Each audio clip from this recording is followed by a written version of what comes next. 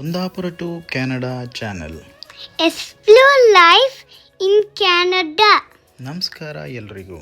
ನಾನು ಮಂಜುನಾಥ್ ನೇರಳಕಟ್ಟೆ. ಸ್ನೇಹಿತರೆ, ನಾವಿವತ್ತು ಮೇರೀಸ್ ಟೌನ್ ಡೇ ಈವೆಂಟ್ನಲ್ಲಿ ಇದ್ದೀವಿ. ನ್ಯೂ ಫಿನ್ಲ್ಯಾಂಡ್ನಲ್ಲಿ ಅತಿ ದೊಡ್ಡ ಮತ್ತು ಆಳವಾದ ನೈಸರ್ಗಿಕ ಬಂದರುಗಳನ್ನು ಹೊಂದಿರುವಂತಹ ಮೇರೀಸ್ ಟೌನನ್ನು ಐತಿಹಾಸಿಕವಾಗಿ ಇದನ್ನು ಹಿಮಮುಕ್ತ ಬಂದರು ಅಂಥೇಳಿ ಕರೀತಾರೆ. ಬಹುಶಃ 16 ಮತ್ತು 17ನೇ ಶತಮಾನದಲ್ಲಿ ಫ್ರೆಂಚ್ ಮತ್ತು ಬಾಸ್ಕ್ ಮೀನುಗಾರರು ಆಗಾಗ್ಗೆ ಭೇಟಿ ನೀಡುತ್ತಿದ್ದರಂತೆ ಈ ಪ್ರದೇಶಕ್ಕೆ. 1800 ದಶಕದ ಆರಂಭದಲ್ಲಿ ಇಂಗ್ಲಿಷ್ ಮತ್ತು ಐರಿಷ್ ಮೀನುಗಾರರೇ ಪ್ರಧಾನವಾಗಿ ಇಲ್ಲಿ ನೆಲೆಸಿದ್ರಂತೆ.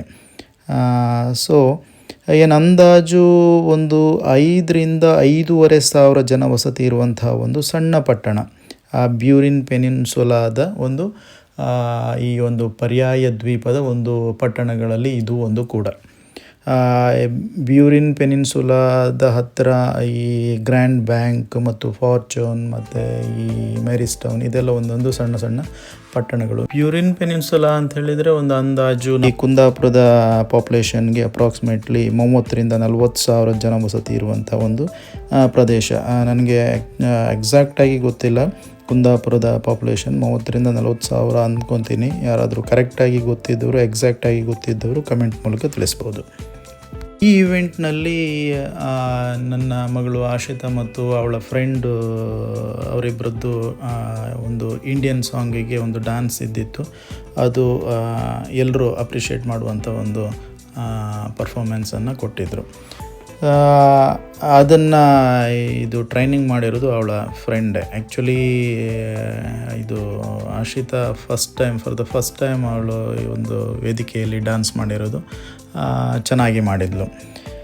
ಹಾಗೆಯೇ ಕೆಲವೊಂದು ಈ ಫಿಲಿಪೈನ್ಸು ಅಂದರೆ ಈ ಕೆನಡಾದಿಂದ ಹೊರತಾಗಿ ಬೇರೆಯವರು ಅಂತ ಹೇಳಿದರೆ ಇಂಡಿಯನ್ಸು, ಫಿಲಿಪೈನ್ಸು ಇವ್ರುಗಳದ್ದೆಲ್ಲ ಒಂದು ಪರ್ಫಾರ್ಮೆನ್ಸ್ ಇದ್ದಿತ್ತು.